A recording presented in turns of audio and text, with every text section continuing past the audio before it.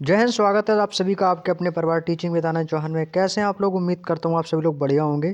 तो भाई चलिएगा दोस्तों, आप लोगों की क्लासेस स्टार्ट हो चुकी है, तो सभी लोग क्लास से जल्दी से फटाफट जुड़ेंगे और इस पॉलिटी के दोस्तों एक शानदार सेशन में। तो आज के इस वीडियो में दोस्तों हम पढ़ने वाले वाले हैं पॉलिटी में दोस्तों राजभाषा के बारे में।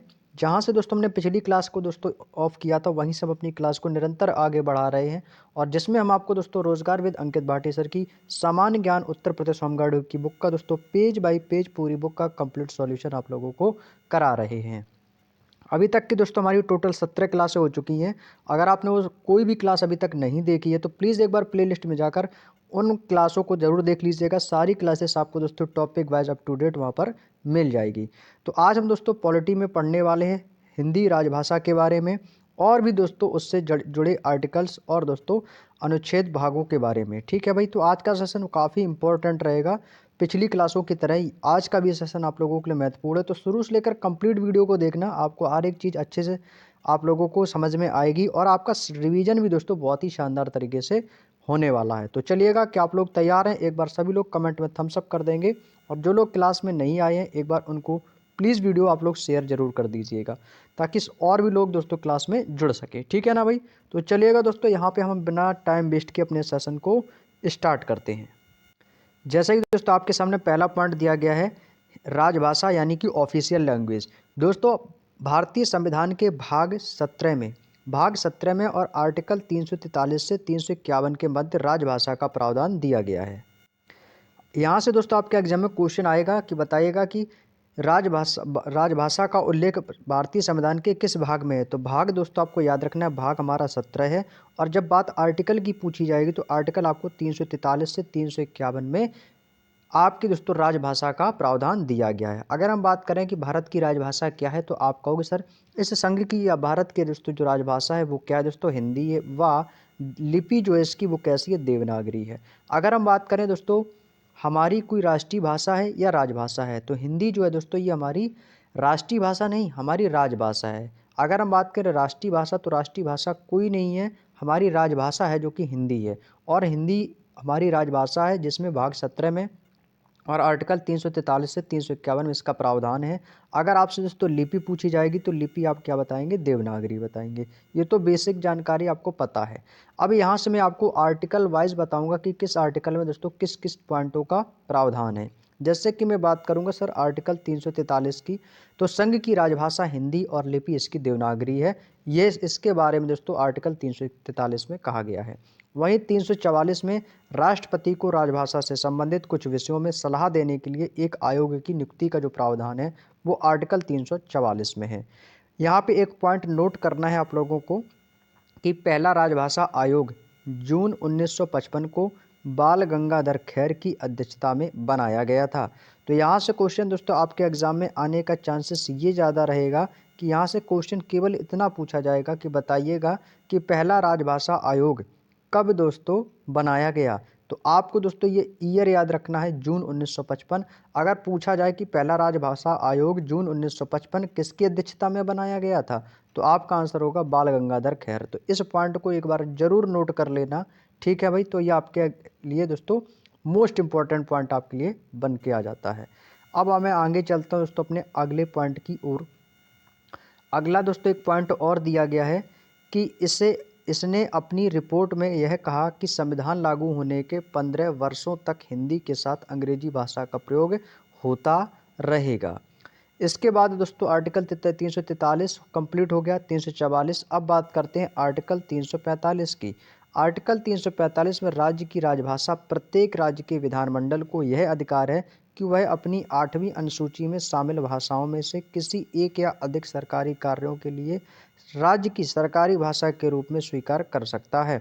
जैसे कि मैं बात करता हूं सर, जैसे अपना उत्तर प्रदेश है, तो उत्तर प्रदेश में दोस्तों आपकी हिंदी और उर्दू, वहीं नागालैंड में दोस्तों अंग्रेजी भाषा बोली जाती है। अगला है हमारा आर्टिकल 348। आर्टिकल 348 में सर्वोच्च न्यायालय तथा उच्च न्यायालय की भाषा का उल्लेख देखने को मिलता है। तो यहाँ से क्वेश्चन आपके लिए ये इंपॉर्टेंट निकल के आ जाता है। क्वेश्चन पूछा जाएगा कि बताइएगा कि सर्वोच्च न्यायालय तथा उच्च न्यायालय की भाषा का प्रावधान किस आर्टिकल में है। तो आर्टिकल 348 आपको याद रखना है। ठीक है ना? देखो, जो आपको याद रखना है दोस्तों, एक तो ये याद रखना है कि राजभाषा सबसे इम्पोर्टेंट है। यहाँ से सिंपल क्वेश्चन पूछा जाएगा राजभाषा का उल्लेख किस अनुच्छेद में है। तो आर्टिकल याद रखना है सर, आपका आर्टिकल है 343 से 351, ये आर्टिकल आपको इतना याद रखना है। वहीं अगर आपसे भाग पूछेगा, मैं एक चीज़ को 2-3 बार रिपीट करूँगा ताकि वो चीज़ आपके माइंड में सेट हो जाए। भाग अगर पूछा जाएगा तो भाग आप कितना बताएंगे सर, 17 बताएंगे। तो ये आर्टिकल 343 से 351 तक राजभाषा भाषाओं के बारे में दिया गया है। हमारी जितनी भी दोस्तों ऑफिशियल लैंग्वेज है, आधिकारिक भाषाएं हैं, वो सारे 341 से 351 के अनुच्छेदों में निहित है। और भाग कौन सा रहेगा, भाग 17। एक पॉइंट यहाँ पे भी इन्होंने नोट किया है कि जब तक संसद के द्वारा कोई कानून नहीं बनाया जाता है तब तक सर्वोच्च न्यायालय और उच्च न्यायालय की जो भाषा है वो अंग्रेजी ही होगी। नेक्स्ट, इसके बाद आता है हमारा 351, जो कि हमारा अंतिम अनुच्छेद है 351। हिंदी भाषा के विकास के लिए दोस्तों जो निर्देश दिए गए वो आर्टिकल 351 में दिए गए हैं। क्लियर है ना। तो दोस्तों यहाँ से हमारा राजभाषा का जो टॉपिक था, एक छोटा सा पॉइंट राजभाषा का, वो हमारा कंप्लीट होता है। आपको दोस्तों राजभाषा के बारे में केवल इतना जानना है कि कौन सा भाग है, कौन सा आर्टिकल है और किस आर्टिकल में दोस्तों क्या क्या प्रावधान दिए गए हैं। अब मैं बात करता हूं दोस्तों इलेक्शन कमीशन यानी कि दोस्तों निर्वाचन आयोग के बारे में। संविधान के किस भाग में दोस्तों निर्वाचन आयोग का प्रावधान है। तो संविधान का भाग आपको 15 याद रखना है। अनुच्छेद 324 से 329 का तक निर्वाचन आयोग से संबंधित उपबंध इसी में दिए गए हैं। तो आपने जैसे मैंने आपको ऑफिशियल लैंग्वेज यानी कि राजभाषा में बताया था कि अनुच्छेद 343 से 351 भाग 17, ऐसे दोस्तों निर्वाचन आयोग का जो प्रावधान है वो भाग 15 में है और अनुच्छेद 324 से 329 का में है। निर्वाचन आयोग का जो गठन कब हुआ था दोस्तों, ये लाइन आपके लिए सबसे ज़्यादा इम्पोर्टेंट साबित होगी एग्जाम में। 24 जनवरी 1950, वेरी इंपॉर्टेंट पॉइंट, क्योंकि यहाँ पे बात हो रही निर्वाचन आयोग की। तो निर्वाचन आयोग का गठन कब हुआ, 25 जनवरी 1950 को। कब हुआ दोस्त, 25 जनवरी 1950 को। और जब निर्वाचन आयोग का जो मतलब होता है वो होता है मतदान से, वोटिंग से। तो ठीक 25 जनवरी को ही दोस्तों हम मतदाता दिवस भी मनाते हैं। क्या मनाते हैं दोस्त, राष्ट्रीय मतदाता दिवस भी आपका 25 जनवरी को ही मनाया जाता है। ठीक है, आपका एग्जाम में दोस्तों एक ना एक दिवस तो 110% पूछा ही जाएगा। तो दिवस आपके जितने भी हैं वो भी कंप्लीट कर लीजिएगा, बाकी तो मैं आपको करा ही दूंगा। यह एक स्थायी संवैधानिक निकाय है जिसका मुख्य कार्य निम्न चुनावों में कराना होता है, जैसे कि राष्ट्रपति के चुनाव में, उपराष्ट्रपति, लोकसभा, राज्यसभा, विधानसभा और विधान परिषद जैसे निकायों में। आगे मैं बात करता हूँ दोस्तों निर्वाचन आयोग का गठन। ठीक है ना। तो देखो निर्वाचन आयोग का गठन कब हुआ, ठीक है ना, ये तो मैंने आपको बता ही दिया है, लेकिन इसका गठन आपको याद रखना है कि कब हुआ।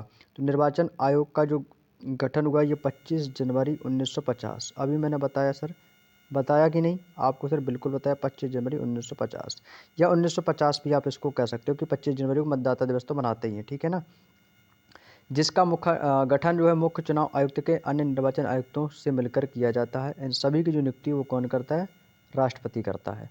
पहले चुनाव आयुक्त एक सदस्यीय था, बीच में आपके कुछ समय एक सदस्य आयोग रहने के बाद इसी वर्ष 1993 में 3 सदस्य आयोग बना दिया गया। अगला है आपका वर्तमान में चुनाव आयोग, जो कि दोस्तों कितने सदस्यीय हैं। तो दोस्तों याद रखिएगा आपके 3 सदस्यीय चुनाव आयोग हैं। मुख्य चुनाव आयुक्त की जो योग्यता का उल्लेख है जो कि संविधान में नहीं है। भारतीय प्रशासनिक सेवा जिसको कहते हैं IAS के अधिकारियों को इस पद पर दोस्तों नियुक्त किया जाता है। जिनका कार्यकाल की अगर बात करते हैं तो दोस्तों कार्यकाल जो है वो मुख्य चुनाव आयुक्त का दोस्तों 6 साल का कार्यकाल होता है या 65 वर्ष की आयु तक होता है। वहीं अन्य चुनाव आयुक्त का भी कार्यकाल दोस्तों 6 वर्ष और इनकी जो 62 वर्ष तक की आयु तक इनका रहता है।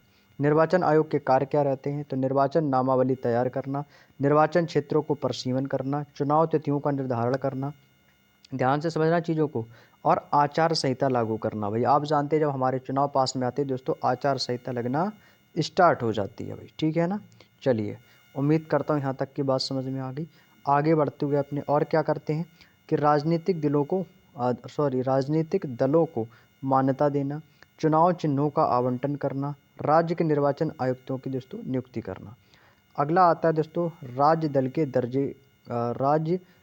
के दर्जे का आधार। विधानसभा चुनाव में कुल वैध मतों का 6% तथा विधानसभा की 2 सीटें प्राप्त करने पर राज्य दल का दर्जा दिया जा सकता है। क्लियर। अगला दोस्तों आपका प्रमुख क्षेत्रीय दल और दोस्तों उनके चुनाव चिन्ह के बारे में। यहाँ पे दोस्तों आपके दल हैं और उनके दोस्तों ये चुनाव चिन्ह हैं और वो दोस्तों किस राज्य या किस केंद्र शासित प्रदेश से हैं। दल का मतलब क्या होता है दोस्तों, हमारी जो पार्टी है, जो क्या दोस्तों हमारी पार्टी है, ठीक है ना।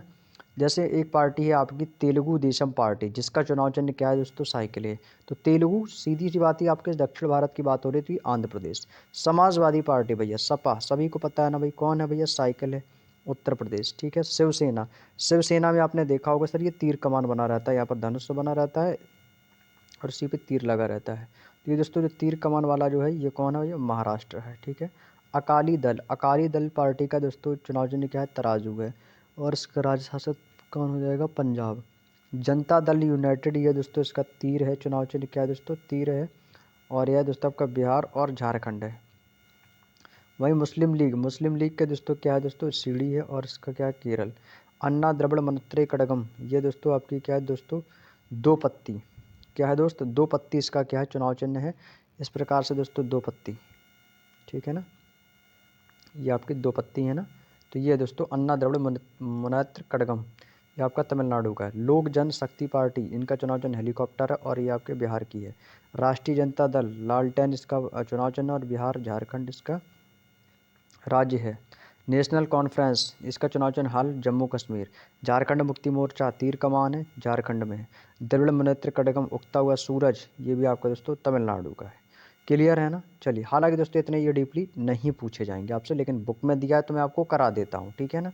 अगला हमारा राष्ट्रीय दल का दर्जा हासिल करने के लिए कुछ आवश्यक शर्तें, जो कि दोस्तों आपके लिए ये लाइन आपके लिए मोस्ट इंपॉर्टेंट रहने वाली है।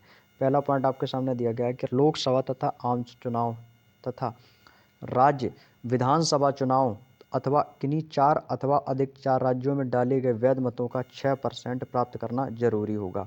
जिसके अलावा किसी एक राज्य अथवा राज्यों में विधानसभा की कम से कम 4 सीटें जीतनी होंगी, अथवा लोकसभा में दोस्तों 2% सीटें हों और एक कम से कम 3 विभिन्न राज्यों में हासिल की गई हो, अथवा किसी दल को कम से कम 4 राज्यों में राज्य स्तरीय दल का दर्जा प्राप्त हो।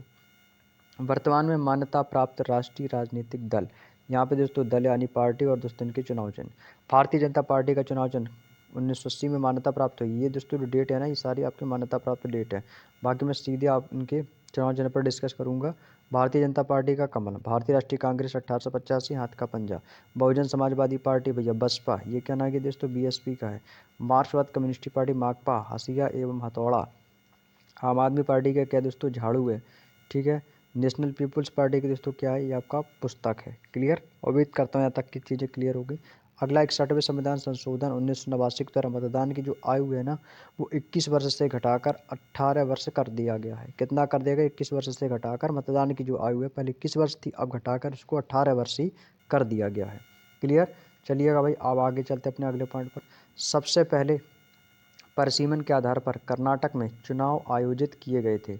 इसके बाद बात करते हैं दोस्तों ईवीएम की। ईवीएम क्या है दोस्तों, हमारा इलेक्ट्रॉनिक वोटिंग मशीन है ना। इसका प्रयोग क्या होता है कि सबसे पहले वर्ष 1902 में दोस्तों केरल के परावर विधानसभा क्षेत्रों में किया गया। वर्ष 1999 में इसका प्रयोग करके चुनाव करवाने वाला राज्य गोवा है, और ईवीएम का प्रयोग करके पहली बार 2004 में संपूर्ण आम चुनाव कराया गया। वहीं वर्ष 2013 में नोटा, जिसको बोलते हैं नन ऑफ दीज अबव, का प्रयोग किया गया, और ईवीएम मशीन में एक अलग से वीवीपीएटी यानी voter verifiable paper audit trial का प्रयोग किया गया, जिसका प्रयोग 2017 से प्रारंभ हुआ। यह मतदान के बाद मतदाता को इस बात की जानकारी देता है कि उसने किसी प्रत्याशी को वोट दिया है। मतदान की स्याही में दोस्तों सिल्वर नाइट्रेट होता है। भारत के पहले निर्वाचन आयुक्त कौन थे, तो दोस्तों सुकुमार सेन थे, और रमा देवी देश की पहली महिला मुख्य चुनाव आयुक्त थी। क्लियर, चलिएगा आगे बात करते हैं दोस्तों लोक सेवा आयोग के बारे में। अब इसके बाद आता है लोक सेवा आयोग। भारत शासन अधिनियम 1919 के अंतर्गत सर्वप्रथम वर्ष 1926 में लोक सेवा आयोग की स्थापना की गई थी। तो ये लाइन आपके लिए सबसे इम्पोर्टेंट है कि लोक सेवा आयोग की स्थापना कब की गई, तो ये वर्ष 1926 में की गई थी। भारत शासन अधिनियम 1919 के तहत लोक सेवा आयोग की स्थापना के लिए 1924 में विधि आयोग ने दोस्तों सिफारिश की थी। अनुच्छेद 315 भारतीय संविधान के इस अनुच्छेद के अंतर्गत लोक सेवा आयोग का गठन किया गया था। संघ के लिए संघ लोक सेवा आयोग, राज्य के लिए राज्य लोक सेवा आयोग, 2 या 2 से अधिक राज्यों के लिए संयुक्त लोक सेवा आयोग। संघ लोक सेवा के आयोग के अध्यक्ष व सदस्यों की नियुक्ति राष्ट्रपति करता है। और संघ लोक सेवा आयोग के सदस्यों की जो संख्या है वो निर्धारित करने की शक्ति राष्ट्रपति को है। संघ लोक सेवा आयोग के अध्यक्ष व सदस्य की नियुक्ति जो है वो आपकी 6 वर्ष या 65 वर्ष की आयु तक जो भी पहले हो उसके लिए दोस्तों की जाती है। राज्य लोक सेवा आयोग के अध्यक्ष व सदस्यों की नियुक्ति जो है वो राज्यपाल करता है, परंतु इन्हें पद से हटाने के अधिकार राष्ट्रपति को रहता है। राज्य लोक सेवा आयोग के अध्यक्ष व सदस्यों का जो कार्यकाल है वो 6 वर्ष या दोस्तों 62 वर्ष की आयु तक होता है। संयुक्त लोक सेवा आयोग के अध्यक्ष व सदस्यों की नियुक्ति जो है राष्ट्रपति के द्वारा की जाती है।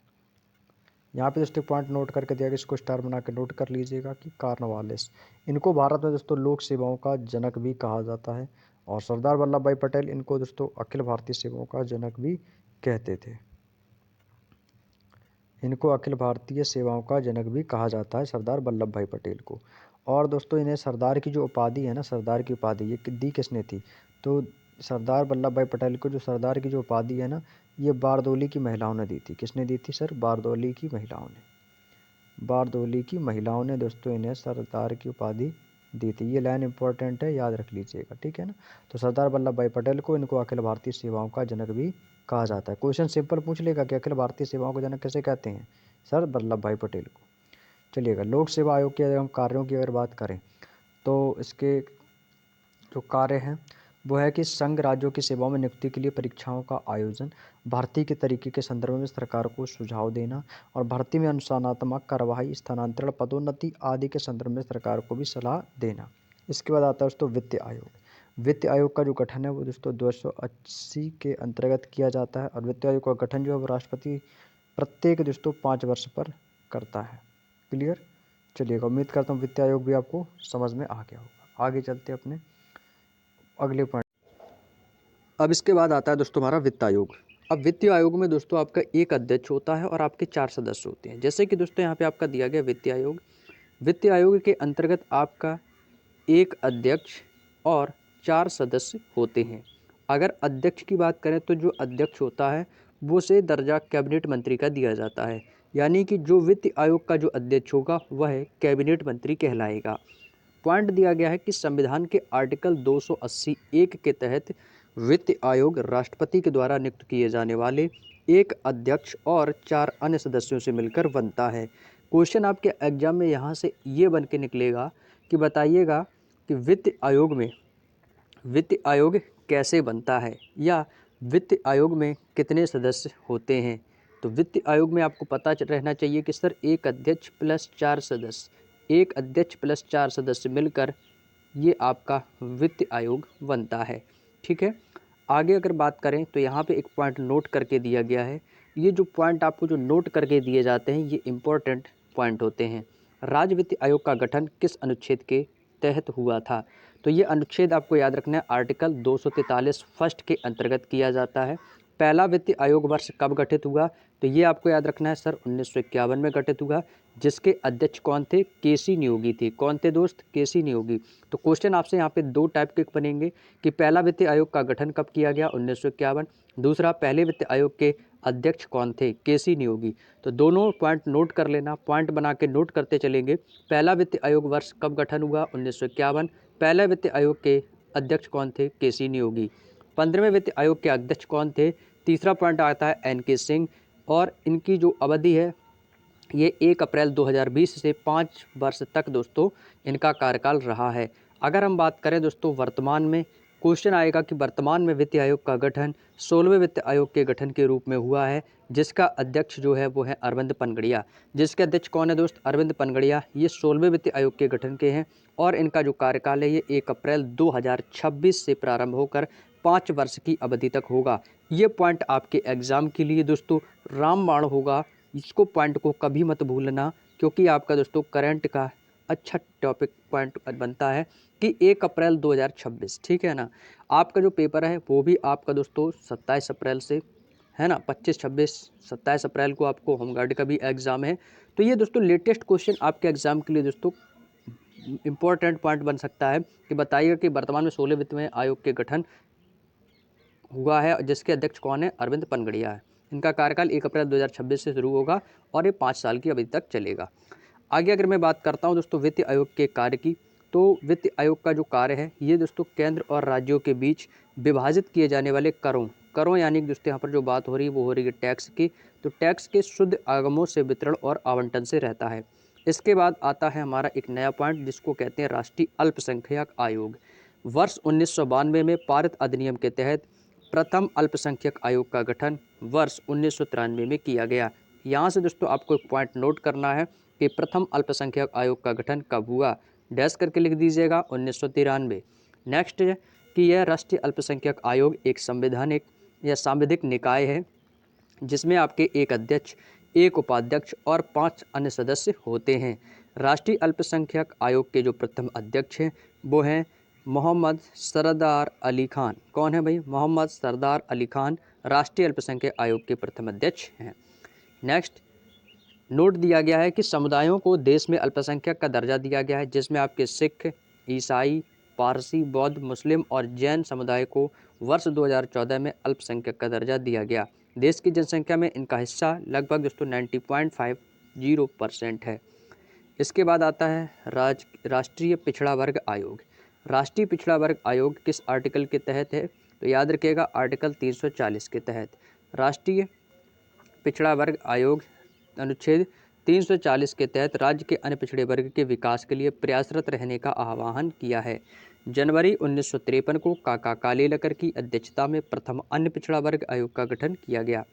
द्वितीय अन्य पिछड़ा वर्ग आयोग का गठन बीपी मंडल की अध्यक्षता में 1 जनवरी 1979 को किया गया और इसने ओबीसी के लिए सरकारी सेवाओं में 27% आरक्षण की भी सिफारिश की थी। नेक्स्ट है 102वां संविधान संशोधन अधिनियम 2018 का राष्ट्रीय पिछड़ा वर्ग आयोग एनसीबीसी को संवैधानिक दर्जा प्रदान करता है जिसमें इसका कार्यकाल जो है वो 3 वर्ष का होता है। आर्टिकल 333 बी के तहत राष्ट्रीय पिछड़ा वर्ग आयोग का गठन कर संवैधानिक दर्जा दिया गया। नेक्स्ट पॉइंट पर चलते हैं। अगला पॉइंट आता है आपका इनका मुख्य कार्य। तो इनका जो मुख्य कार्य है वो सामाजिक और शैक्षणिक दृष्टि से पिछड़े वर्ग के उत्थान के लिए किया गया है। अगर हम इसकी संरचना पर ध्यान दें तो इसमें दोस्तों आपका एक अध्यक्ष होता है, एक उपाध्यक्ष और आपके 3 सदस्य होते हैं। आयोग के सभी सदस्यों की जो पदावधि है वो सेवा शर्तों को निर्धारण राष्ट्रपति के द्वारा किया जाता है। इसके बाद आते हैं दोस्तों अनुसूचित जाति आयोग जिनको हम कहते हैं एससी कैटेगरी। यह एक संवैधानिक निकाय है जो भारत में अनुसूचित जातियों के हितों की रक्षा हेतु कार्य करता है। नोट दिया गया है कि 65वें संविधान संशोधन वर्ष 1990 में इस अनुच्छेद में संशोधन करके राष्ट्रीय अनुसूचित जाति और जनजाति आयोग का प्रावधान किया गया जिसको हम एससी और एसटी कैटेगरी मानते हैं। 89वां संविधान संशोधन वर्ष 2003 में अनुसूचित जाति व अनुसूचित जनजाति के लिए अलग अलग आयोगों का गठन किया गया जो वर्ष 2004 में लागू हुआ था। इसके बाद अगर हम बात करें राष्ट्रीय अनुसूचित जाति आयोग की, आर्टिकल 338 में राष्ट्रीय अनुसूचित जाति आयोग एनसीएससी का प्रावधान है। अगर इसकी संरचना की बात करें तो इसमें एक अध्यक्ष, एक उपाध्यक्ष और 3 अन्य सदस्य शामिल होते हैं और इन सभी की जो नियुक्ति है वो कौन करता है? प्रेसिडेंट करता है। आर्टिकल 338 ए की बात करते हैं तो इसमें अनुसूचित जनजाति आयोग जिसको एसटी कहते हैं, इसकी संरचना में एक अध्यक्ष, एक उपाध्यक्ष और 3 अन्य सदस्य। जो एससी में है संरचना वही एसटी की रहेगी और इनमें सभी की जो नियुक्ति है राष्ट्रपति के द्वारा ही की जाती है। यानी कि दोस्तों दोनों के जो पॉइंट हैं वो दोनों सेम हैं। इस आयोग में राष्ट्रपति द्वारा एक महिला सदस्य की नियुक्ति की जाती है जो कि एनसीएससी और एनसीएसटी दोनों ही आयोग के कार्यकाल 3-3 वर्ष का होता है। इसके बाद आता है आपका दोस्तों national institution for transforming India.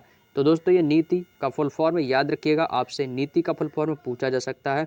आप सभी जानते हैं कि नीति आयोग का जो अध्यक्ष होता है वो भारत का प्रधानमंत्री होता है। भारत के प्रधानमंत्री नरेंद्र मोदी ने 15 अगस्त 2014 को लाल किले से राष्ट्र के नाम पर अपना संबोधन में योजना आयोग के स्थान पर एक नई संस्था लाने की घोषणा की जिसको हम नीति आयोग कहते हैं। अगर आपसे पूछा जाए कि नीति आयोग का पहला नाम क्या, नीति आयोग को, योजना आयोग को हम किस नाम से जानते हैं दोस्तों? योजना आयोग ही आपका नीति आयोग है जिसकी स्थापना 1 जनवरी 2015 को एक नई संस्था जिसे राष्ट्रीय भारत परिवर्तन संस्थान बोलते हैं, नीति national institution for transforming India कहा गया। अस्तित्व में आई, आमतौर पर इसे नीति आयोग भी कहा जाने लगा।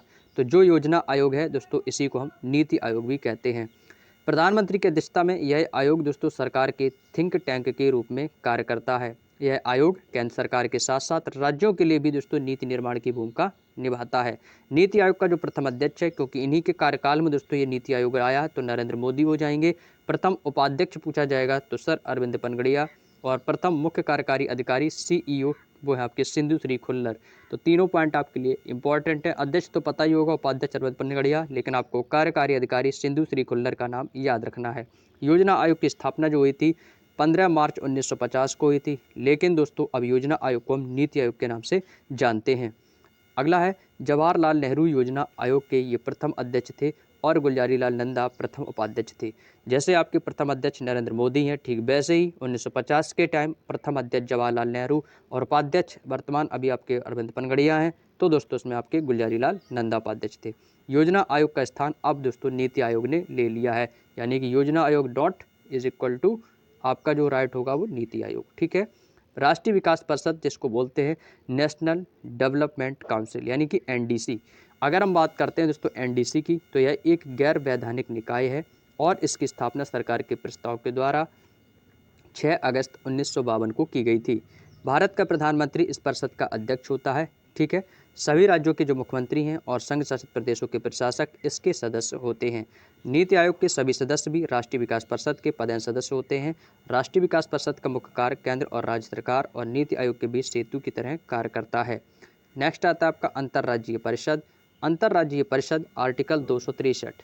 आर्टिकल 263 में अंतर्राज्यीय परिषद के अंतर्गत केंद्र व राज्य के बीच तालमेल स्थापित करने हेतु राष्ट्रपति एक अंतर्राज्यीय परिषद की स्थापना कर सकता है। अगर हम बात करें अंतर्राज्यीय परिषद की, तो पहली बार जून 1990 में अंतर्राज्यीय परिषद की स्थापना सरकारिया आयोग की सिफारिश पर हुई थी। ये पॉइंट आपके लिए दोस्तों इंपॉर्टेंट होगा। सर बताइएगा कि अंतर्राज्यीय परिषद की स्थापना कब हुई थी या किस आयोग की सिफारिश के द्वारा की गई थी। तो आयोग याद रखिएगा तो सरकारिया आयोग हो जाएगा और यह ईयर याद रखेंगे जून 1990 में।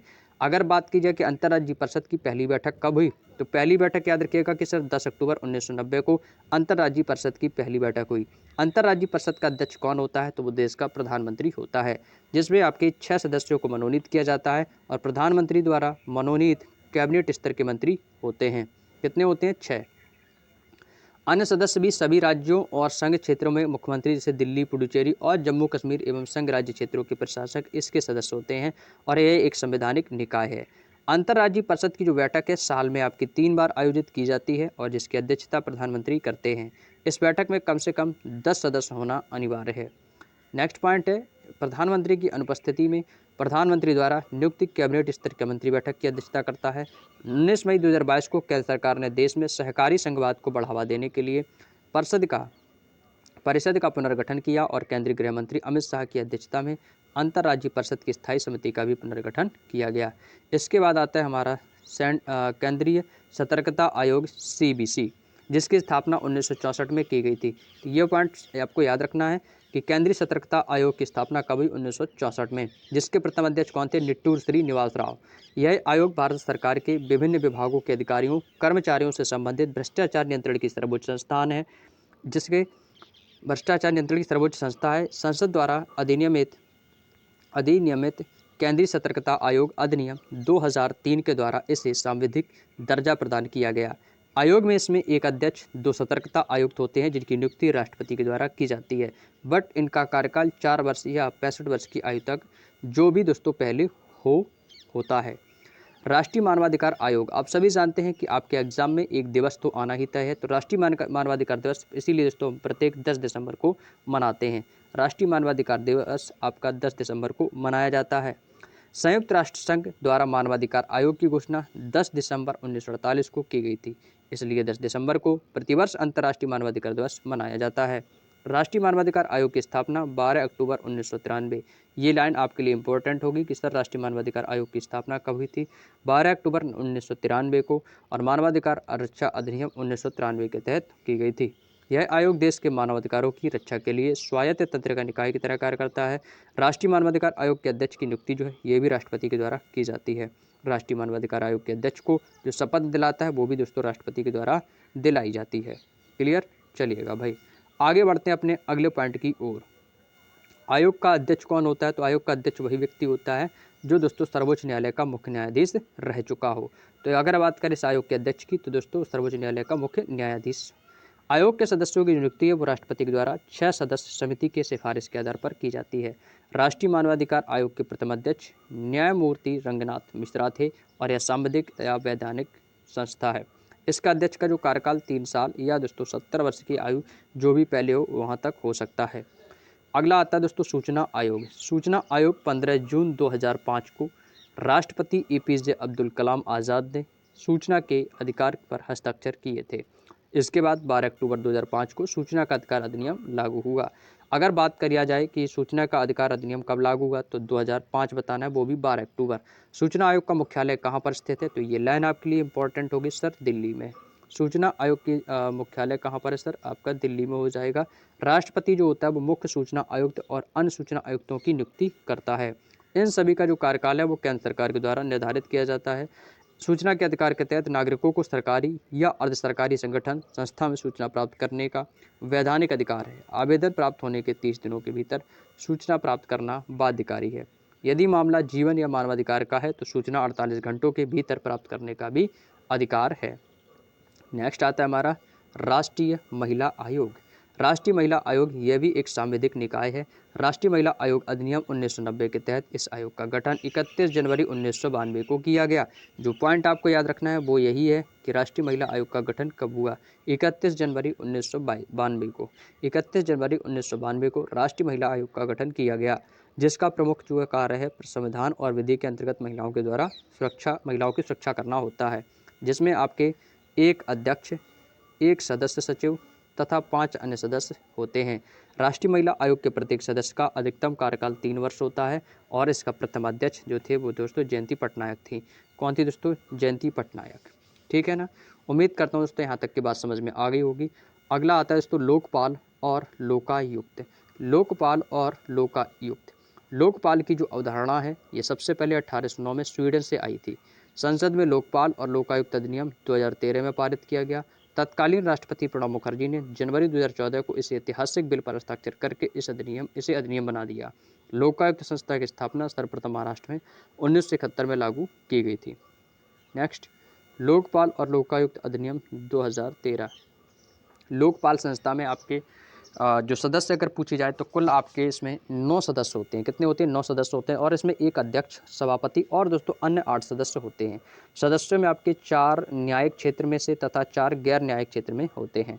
न्यायिक क्षेत्र के सदस्य की योग्यताएं कि सर्वोच्च न्यायालय का वह जज हो या रहे हों और उच्च न्यायालय के मुख्य न्यायाधीश हों या दोस्तों रहे हों, या दोस्तों होंगे तो भी हो जाएगा या दोस्तों रह चुके हों। क्लियर? चलिएगा। नेक्स्ट है आपका गैर न्यायिक सदस्यों में एक अनुसूचित जाति और एक अनुसूचित जनजाति, यानी कि दोस्तों आपका एससी और आपका एसटी, एक अन्य पिछड़ा वर्ग और एक अल्पसंख्यक होता है। इन चारों में से एक का महिला होना अनिवार्य है। अध्यक्ष के लिए अहर्यताएं दोस्तों आपकी कुछ इस प्रकार से हैं। पहला पॉइंट आपको दिया गया है कि भारत के पूर्व न्यायाधीश या दोस्तों फिर सुप्रीम कोर्ट का सेवानिवृत्ति न्यायाधीश या ऐसा गणमान्य व्यक्ति जिसे भ्रष्टाचार विरुद्ध मामलों में कम से कम 25 सालों का अनुभव रहा हो। जस्टिस पिनाकी चंद्र घोष भारत के पहले लोकपाल नियुक्त किए गए। राष्ट्रपति ने इन्हें शपथ ग्रहण कराई और पद ग्रहण करने से पहले ही ये मानवाधिकार आयोग के सदस्य भी थे। चेयरमैन और सदस्यों का जो कार्यकाल होता है वो 5 वर्ष या दोस्तों 70 वर्ष की आयु पूर्ण करने तक होता है। इन सदस्यों का चुनाव जो है प्रधानमंत्री की अध्यक्षता वाली 5 सदस्यीय कमेटी करेगी। लोकपाल की जांच करने के लिए दायरे में मामूली सरकार कर्मचारी से लेकर कुछ सुरक्षा उपायों के साथ प्रधानमंत्री और पूर्व प्रधानमंत्री का पद भी शामिल है। कोई भी व्यक्ति लोकपाल से शिकायत कर सकता है। शिकायत कैसे हो या ये लोकपाल की तय कर सकता है। भ्रष्टाचार के मामले में लोकपाल खुद संज्ञान ले सकता है। अगला आता है दोस्तों हमारा डेलिमिटेशन कमीशन, यानी कि परसीमन आयोग। परसीमन का जो अर्थ होता है वो होता है कि किसी देश या प्रांत में विधायी निकाय वाले क्षेत्रीय निर्वाचन क्षेत्रों की सीमा तय करने की प्रक्रिया से। संविधान के आर्टिकल 82 में यह उल्लेख क्या लिखा है कि प्रत्येक 10 साल के बाद परसीमन होगा, परंतु अब तक केवल 4 बार ही परसीमन आयोग का गठन किया गया। पहला आपका 1952 में, दूसरा 1963 में, तीसरा 1973 में और चौथा आपका 2002 में। ये दोस्तों आपके कुछ जो हैं 4 बार दोस्तों आपका परमिशन आयोग गठित हुआ है, 1952, 1963 और 1973 और 2002 में। चलिएगा भाई आगे बात करते हैं इस आयोग की संरचना के बारे में। तो सर्वोच्च न्यायालय का अवकाश प्राप्त न्यायाधीश इसकी अध्यक्षता करता है। मुख्य निर्वाचन आयुक्त या उसके द्वारा नामित अन्य निर्वाचन आयुक्त, संबंधित राज्यों के निर्वाचन आयुक्त। सहयोगी सदस्य इसमें आपके 10 सदस्य और 5 सदस्य लोकसभा और दोस्तों 5 सदस्य आपके राज्यसभा की, राज्य की विधानसभा में इस आयोग में दोस्तों सम्मिलित होते हैं। नेक्स्ट पॉइंट है आपका नोट करके, 84वां संविधान संशोधन अधिनियम 2001 के अनुसार लोकसभा सदस्य का जो संख्या का परमिशन है वो 1971 की जनगणना के अनुसार किया गया था, जो कि वर्ष 2026 तक यही रहेगा। जबकि निर्वाचन क्षेत्र का जो परमिशन वर्ष है यह आपका 2001 की जनगणना के आधार पर किया जाएगा, जो कि वर्ष 2026 तक ही रहेगा। इसके बाद आता है आपका दोस्तों जम्मू कश्मीर एवं लद्दाख। जम्मू कश्मीर और लद्दाख के संदर्भ में दोस्तों क्या क्या प्रावधान है, तो जम्मू कश्मीर एवं लद्दाख ये आपके नवगठित केंद्र शासित प्रदेश हैं। कैसे है दोस्तों, नवगठित केंद्र शासित प्रदेश हैं। भारतीय संविधान के भाग 21 के अनुच्छेद के तहत जम्मू कश्मीर राज्य के लिए कुछ विशेष अस्थायी उपबंध किए गए थे। रक्षा क्षेत्र, विदेश और संचार मामलों को छोड़कर किसी भी अन्य विषय से संबंधित कानून बनाने तथा उसे लागू करने के लिए जम्मू कश्मीर सरकार से केंद्र सरकार को अनुमति लेनी होती थी, जिस कारण वह अनुच्छेद 370 काफी चर्चा में रहा है। आप जानते हैं तो अनुच्छेद 370 किससे संबंधित है, जम्मू कश्मीर से। जम्मू कश्मीर पुनर्गठन विधेयक 2019 में 5 अगस्त 2019 को राज्यसभा ने तथा 6 अगस्त 2019 को लोकसभा ने पारित कर दिया था। 9 अगस्त 2019 को राष्ट्रपति के द्वारा इसे स्वीकृति भी प्रदान कर दी गई थी। नेक्स्ट है आपका 31 अक्टूबर 2019 को यह अधिनियम लागू हुआ और इस अधिनियम के बाद जम्मू कश्मीर को 2 भागों में बांटा दिया गया। पहले आपका जम्मू कश्मीर जो था एक था, फिर आपका क्या हुआ दोस्तों, ये 31 अक्टूबर 2019 को जब ये अधिनियम लागू हुआ और जैसे ही अधिनियम ये लागू हुआ तो ये जम्मू कश्मीर आपका 2 भागों में बट गया। जम्मू कश्मीर पहले आपका अलग अलग था, अब ये जम्मू कश्मीर एक हो गया और लद्दाख आपका अलग हो गया, और जबकि दोनों आपके यूनियन टेरिटरीज केंद्र शासित प्रदेश हैं। जम्मू कश्मीर को विधानसभा वाला तथा लद्दाख को बिना विधानसभा वाला केंद्र शासित प्रदेश बनाया गया। तो याद रखिएगा कौन सा आपका एक ऐसा केंद्र शासित प्रदेश है जहाँ पर विधानसभाएं नहीं है, तो वो हो जाएगा लद्दाख। लद्दाख में बिना विधानसभा वाला केंद्र शासित प्रदेश है। जम्मू कश्मीर में लोकसभा की जो सीटों की संख्या है वो 5 और राज्यसभा की सीटों की संख्या 4 है। वहीं लद्दाख में दोस्तों लोकसभा की जो संख्या है दोस्तों वो 1 है और राज्यसभा में क्यों है ही नहीं, तो ये 0 हो जाएगी। और इन दोनों केंद्र शासित प्रदेशों का जो संयुक्त उच्च न्यायालय वो आपका श्रीनगर जम्मू कश्मीर में स्थित है। आगे बात करते हैं दोस्तों भारत के राष्ट्रीय चिन्ह की, तो भारत का जो राष्ट्रीय चिन्ह है वो हमारा राष्ट्रीय ध्वज। भारत की संविधान सभा ने दोस्तों राष्ट्रीय ध्वज का जो प्रारूप है वो 22 जुलाई 1947 को अपनाया, जिसकी लंबाई चौड़ाई का जो रेशियो रहता है वो 3:2 के अनुपात में रहता है। उच्चतम न्यायालय ने घोषणा के संविधान में अनुच्छेद 19(1) का के अधीन राष्ट्रीय ध्वज फहराना नागरिकों का मूल अधिकार है। राष्ट्रीय ध्वज को राष्ट्रीय शोक के समय दोस्तों इसको हल्का सा झुका दिया जाता है। तो ये हो गया हमारा राष्ट्रीय ध्वज। अब मैं बात करता हूँ दोस्तों राष्ट्रीय गीत के बारे में। अगर मैं बात करूं दोस्तों राष्ट्रीय गीत की, तो राष्ट्रीय गीत आप सभी जानते हो। देखो कुछ लोग तो राष्ट्रीय गीत और राष्ट्रीय गान में कन्फ्यूजन रहते हैं, वो राष्ट्रीय गीत जनगण मन बताने लगते हैं, लेकिन वो आपका गलत रहता है। जनगण मन आपका राष्ट्रीय गीत नहीं, वो राष्ट्रीय गान है। जब भी आपसे पूछा जाए राष्ट्रीय गीत क्या है, तो वंदे मातरम हमारा राष्ट्रीय गीत है। इसे 24 जनवरी 1950 को स्वीकार किया गया और इस गीत का जो सबसे पहले 1896 ईस्वी में भारतीय राष्ट्रीय कांग्रेस कलकत्ता अधिवेशन में गाया गया था, क्योंकि राष्ट्रीय कांग्रेस की जो स्थापना हुई थी 1885 में हुई थी, लेकिन इसे 1896 में इस गीत को भारतीय राष्ट्रीय कांग्रेस के कलकत्ता अधिवेशन में इसको गाया गया था। और वंदे मातरम के जो रचयिता हैं वो आपके बंकिम चंद्र चटर्जी हैं। कौन है? बंकिम चंद्र चटर्जी। अब बात करते राष्ट्रीय गान की, तो राष्ट्रीय गान तो पता ही है। अब ये हमारा हो जाएगा जनगण मन, जो कि रविन्द्रनाथ टैगोर के द्वारा रचित है। जनगण मन अधिनायक जय हे भारत भाग्य विधाता, जो कि इसे 24 जनवरी 1950 को राष्ट्रीय गान के रूप में स्वीकार किया गया। क्वेश्चन आएगा देखो, क्योंकि ये होमगार्ड का एग्जाम है तो होमगार्ड से बेसिक पॉइंट जरूर बनेंगे कि राष्ट्रीय गान कब अपनाया गया 1950 में। 24 जनवरी 1950 को भारत का राष्ट्रीय गान क्या है? जनगण मन। इसके रचयिता कौन है? रविन्द्रनाथ टैगोर हैं। इसके गाने की समय अवधि क्या है? तो 52 सेकेंड रहती है।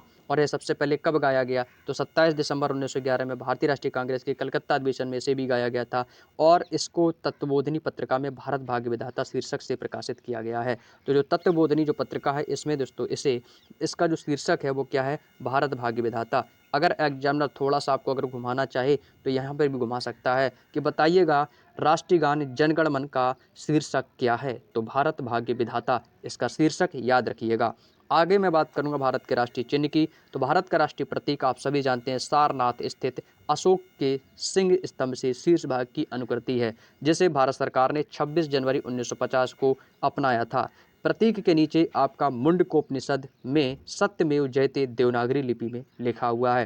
क्वेश्चन आता है कि सत्यमेव जयते कहाँ से लिया गया है, किस उपनिषद से लिया गया, तो ये मुंडकोपनिषद से लिया गया है। और ठीक राष्ट्रीय प्रतीक के नीचे एक पट्टी है जिसमें आपके 4 जानवर अंकित हैं। जो 4 जानवर कौन कौन से हैं आपको पता होना चाहिए सर। एक तो घोड़ा है, दूसरा हाथी, तीसरा शेर और चौथा बैल। तो ये 4 जानवर दोस्तों राष्ट्रीय प्रतीक के नीचे एक पट्टी सी आती है, उसी में दोस्तों ये आपके 4 जानवर उसी में चिन्हित हैं, घोड़ा, हाथी, शेर और बैल। ठीक है, आगे आता है। अब देखो आपके एग्जाम में ये भी पूछा सकता है, बताइएगा कि राष्ट्रीय प्रतीक के नीचे निम्नलिखित में से कौन सा जानवर नहीं है, तो वो आपको पता होना चाहिए कि कौन सा जानवर है और कौन सा जानवर नहीं है। क्लियर। अगला आता है हमारा राष्ट्रीय कैलेंडर। अब बात करते हैं राष्ट्रीय कैलेंडर की। तो भारत का जो राष्ट्रीय कैलेंडर है वो किस पर आधारित है, तो आपको पता होगा सर ये तो शक संवत पर आधारित है। किस पर आधारित है? जो भारत का राष्ट्रीय कैलेंडर है वो शक संवत पर आधारित है। राष्ट्रीय पंचांग को सरकारी कार्य में प्रयोग के लिए इसे 22 मार्च 1957 को अपनाया गया। अब जैसे आपसे राष्ट्रीय ध्वज पूछ लिया जाता है ना कि राष्ट्रीय ध्वज कब अपनाया गया है ना, राष्ट्रीय प्रतीक कब अपनाया गया, राष्ट्रीय गान कब अपनाया गया, ऐसे अगर आपसे एग्जामिनर पूछे कि सर राष्ट्रीय कैलेंडर कब अपनाया गया या राष्ट्रीय पंचांग को सरकारी कार्यों में कब से प्रयोग में ये लाया जाना शुरू हुआ, तो ये 22 मार्च 1957 को अपना राष्ट्रीय कैलेंडर शक संवत पर आधारित ये सरकारी कार्य में प्रयोग में आने लगा। ठीक है ना, इस चीज़ को याद रखिएगा, 22 मार्च 1957। अब मैं बात करते हैं आगे अगले पॉइंट कर। अगर मैं बात करता हूँ इस महीने, इसके पहले महीने चैत्र व अंतिम महीना फागुन होता है। आप लोग जानते हैं हिंदी महीनों के नाम, अंग्रेजी में पढ़े होंगे जनवरी, फरवरी, मार्च, अप्रैल, है ना। ऐसे आपके हिंदी में दोस्तों महीनों के नाम होते हैं चैत, बैसाख, ज्येष्ठ, आषाढ़, फागुन, माह, ये होते हैं ना। बस वही है कि इसका जो पहला महीना होता है वो दोस्तों चैत्र से शुरू होता है, वह अंतिम महीना दोस्तों इसका फाल्गुन होता है। यह सामान्य वर्ष में 22 मार्च और लीप वर्ष में 21 मार्च को ये प्रारंभ होता है। आप सभी जानते हैं, कैलेंडर तो पढ़ा ही आप लोगों ने, कि जो साधारण वर्ष होता है उसमें आपके 365 दिन, जब लीप ईयर होता है तो उसमें एक दिन प्लस हो जाता है तो 366 दिन हो जाते हैं। ठीक है। अब यहाँ पे दोस्तों कुछ अन्य पॉइंट आते हैं जिसमें आपके प्रतीक और कौन से आपके राष्ट्रीय प्रतीक हैं और उनको हम किस वैज्ञानिक नाम से जानते हैं। तो यहाँ पे दोस्तों इनके राष्ट्रीय प्रतीक के बारे में पढ़ेंगे और राष्ट्रीय प्रतीक के साथ साथ आपके जो भी दोस्तों प्रतीक हैं राष्ट्रीय प्रतीक और उनके हम वैज्ञानिक नाम भी पढ़ेंगे। ठीक है, आपसे यहाँ से 2 चीज़ें कंप्लीट होंगी। एक तो आपका साइंस का टॉपिक भी इसी में दिया गया, छोटा सा हल्का सा, इसको भी कवर कर लेंगे। जैसे मैं आपसे पूछूं भारत का राष्ट्रीय पशु क्या है, तो आप तुरंत बताओगे सर भारत का राष्ट्रीय पशु बाघ है। भारत का राष्ट्रीय पशु बाघ है। भारत का राष्ट्रीय पुष्प क्या है सर? कमल है। भारत का राष्ट्रीय पक्षी क्या है? मोर है, सबको पता है। भारत का राष्ट्रीय फल क्या है दोस्त? आम है। भारत का राष्ट्रीय पेड़ क्या है दोस्त? बरगद है। भारत का राष्ट्रीय पेड़ क्या है दोस्तों? बरगद है। भारत का राष्ट्रीय विरासत पशु क्या है? आप कहोगे सर हाथी है। क्या है दोस्तों? हाथी है। अगर मैं आपसे बोलूँ सर राष्ट्रीय पशु जो बाघ है, अब आपसे दोस्तों साइंस में क्वेश्चन पूछा जाता था कि बाघ का वैज्ञानिक नाम क्या है, तो पैंथर, पैंथर मीन्स बाघ होता है ना, तो पैंथर टाइग्रिस, टाइग्रिस आप नाम से ही दोस्तों आप इसका वैज्ञानिक नाम बता दोगे। पैंथरा टाइग्रिस किसका हो गया? बाघ का। कमल का होता है नेलुम्बो न्यूसीफेरा। क्या होता है? कमल का वैज्ञानिक नाम जो होता है वो होता है नेलुम्बो न्यूसीफेरा। मोर को बोलते हैं पावो क्रिस्टेटस। क्या बोलते हैं? पावो क्रिस्टेटस। जो सबसे ज़्यादा एग्जाम में पूछे जाते हैं उस पर स्टार बना देता हूँ मैं। ठीक है। आम का होता है मैंगी फेरा इंडिका। भाई मैंगी, अब देखो नाम में ही आ रहा है ना मैंगी, और मैंगो मीन्स क्या होता है? आम होता है, तो मैंगो से क्या बन गया? मैंगी, मैंगी फेरा इंडिका। ठीक है ना, ये हो जाएगा आम का। वहीं बरगद का होता है फाइकस बेगालेंसिस। क्या होता है? फाइकस बेगालेंसिस। हाथी का होता है एलिफिस मैक्सिमस। क्या होता है? Elephas maximus. अब इसको भी याद रख सकते हो, जैसे एलिफेंट मीन्स क्या होता है? हाथी, तो नाम में देखो एली आ रहा है ना, एलिफ है। एलिफेंट होता है, देखो एलिफ नाम में ही आ गया, एलिफ, एलिफ से क्या हो गया? एलिफेंट, तो ये किसका हो जाएगा? हाथी का। ठीक है ना, तो आपको हाथी का वैज्ञानिक नाम भी याद हो जाएगा। ठीक है, बाकी आपके बहुत सारे होते हैं, मेढक का राना टिग्रीना, मनुष्य का होमोसेफियंस, है ना, बिल्ली का होता है फेलिस डोमेस्टिका, है ना, और उसका मक्खी का होता है मस्का डोमेस्टिका। ठीक है, तो ऐसे आपको बहुत सारे वैज्ञानिक नाम आप यूट्यूब पे भी सर्च कर सकते हो, वहाँ से भी आपको मिल जाएंगे। आगे मैं बात करता हूँ दोस्तों राष्ट्रीय नदी की। तो दोस्तों हमारी जो राष्ट्रीय नदी है आप सभी जानते हो क्या है दोस्तों? गंगा। राष्ट्रीय नदी क्या है दोस्तों? हमारी गंगा है। और राष्ट्रीय जो जल का जो जीव है वो कौन सा है? तो वो है डॉल्फिन। डॉल्फिन मछली आप सभी जानते हैं वो काफ़ी बुद्धिमान मछली होती है। ये दोस्तों राष्ट्रीय जलीय जीव है, वो क्या है दोस्तों, डॉल्फिन है। इसको हम गंगा डॉल्फिन भी बोल देते हैं ना, तो ये हमारा राष्ट्रीय जलीय जीव है डॉल्फिन। क्लियर है ना। तो चलिएगा भाई, यहाँ तक की आपकी सारी बातें कंप्लीट हो गई हैं। अब मैं बात करता हूँ संविधान के कुछ महत्वपूर्ण अनुच्छेदों के बारे में। यहाँ से आपको सारे अनुच्छेद और वो कौन सा अनुच्छेद किस पर आधारित है या उस अनुच्छेद में किसके बारे में प्रावधान दिया गया है उसके बारे में पढ़ेंगे। अब यहाँ से आपके चलते हैं सबसे मोस्ट इम्पॉर्टेंट पॉइंट, जो कि आपको एकदम से कंसंट्रेट होकर चीज़ों को देखना और सुनना रहेगा। नोट करना चाहो तो नोट कर लेना, लेकिन आप चीज़ों को कंसंट्रेट होकर वीडियो को पूरी देखना, कतई अब स्किप मत करना दोस्त। तो अब इस टॉपिक को स्टार्ट करने से पहले एक बार ना सभी लोग शेयर कर दो, सभी लोग शेयर कर दो भाई दबा के, ताकि और भी लोग क्लास में जुड़ सकें भाई। शेयर कर दो भाई सभी लोग एक बार जल्दी से फटाफट। और वीडियो अच्छा लगे तो वीडियो को लाइक जरूर करना दोस्त, और वीडियो के लास्ट में एक प्यारा सा कमेंट करके जाना कि आज का सेशन आप लोगों को कैसा लगा। चलिए गाइस, जीरो से स्टार्ट करते हैं। तो सबसे पहले मैं बात करता हूं दोस्तों अनुच्छेद 1। अनुच्छेद 1 में किसका विषय है, तो संघ का नाम और राज्य क्षेत्र। यानी कि संघ का नाम और राज्य क्षेत्र का जो प्रावधान है ये आर्टिकल 1 में आप लोगों को दिया गया है। ठीक है, स्टार बना रहा हूँ, समझ लो, ये तो आपको कंपलसरी याद होना ही चाहिए, कुछ याद हो या ना हो ये तो याद होना ही चाहिए। ठीक है, क्वेश्चन कैसे आएगा ये भी आपको पता है। संघ का नाम और राज्य का क्षेत्र किस अनुच्छेद में वर्णित है, अनुच्छेद 1 में। वहीं अनुच्छेद 3, संसद किसी राज्य का नाम तथा नए राज्यों का निर्माण, उनकी सीमा तथा नामों में परिवर्तन भी कर सकती है। अगर संसद चाहे तो दोस्तों किसी राज्य का नाम चेंज कर सकती है, या कोई नया राज्य का निर्माण भी कर सकती है, या उनकी दोस्तों जो सीमा है, उनके रेखा सीमा के जो नाम है उनके नामों में भी परिवर्तन कर सकती है। यानी कि ये भी आपके लिए इंपॉर्टेंट हो जाएगा। क्वेश्चन आपके एग्जाम में ये पूछा जाएगा कि बताएगा किस अनुच्छेद के तहत संसद राज्यों का नाम परिवर्तन कर सकती है, किस अनुच्छेद के तहत संसद नए राज्यों का निर्माण कर सकती है, किस अनुच्छेद के तहत संसद किसी राज्य का नाम में परिवर्तन कर सकती है। तो याद रखिएगा अनुच्छेद 3 के अंतर्गत। याद आ रही ना। नागरिकता का प्रावधान, नागरिकता का प्रावधान किस अनुच्छेद में है, तो सर ये आर्टिकल 5 में है। अनुच्छेद 5 में नागरिकता का प्रावधान है। मेरे साथ साथ बोलेंगे, संघ राज्य का क्षेत्र अनुच्छेद 1, राज्यों में परिवर्तन होगा अनुच्छेद 3, और नागरिकता मिलेगी अनुच्छेद 5 में। आगे बात करते हैं अनुच्छेद 20। अनुच्छेद 20 में क्या है, अपराधों के लिए दोष सिद्धि के संबंध में संरक्षण। अगर आपने अपराध किया है तो दोस्तों क्या होगा, दोष सिद्धि के संबंध में संरक्षण जो है अनुच्छेद 20 में है।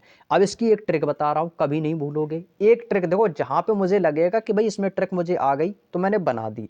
ट्रिक कहीं से बनाई नहीं जाती है, वीडियो में देख रहा हूं अचानक से वो बन गई तो मैंने बता दी। देखो 20 आ रहा है, अब जो लोग चोरी करते हैं उनको क्या बोलते हैं, 420। कहते हैं तुम मुझे 420 ही सिखा रहे हो, तुम तो यार 420 वाला काम कर रहे हो। तो 420 किसको बोलते हैं, चोर को। और जब चोर चोरी करता है, जब वो 420 कहलाता है, कोई 420 वाला व्यक्ति है जो चोर है, वो तो सीधी सी बात है कि वो अपराधी है।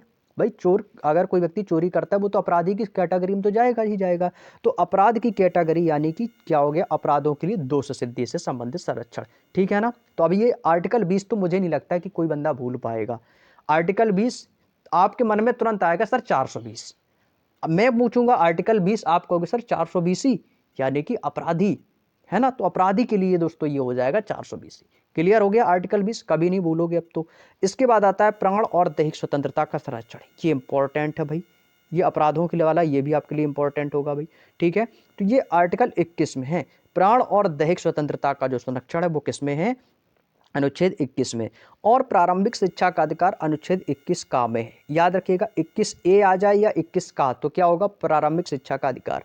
अनुच्छेद 22 में कुछ दशाओं में गिरफ्तारी और निरोध से संरक्षण, ये आपका आर्टिकल 22 में है।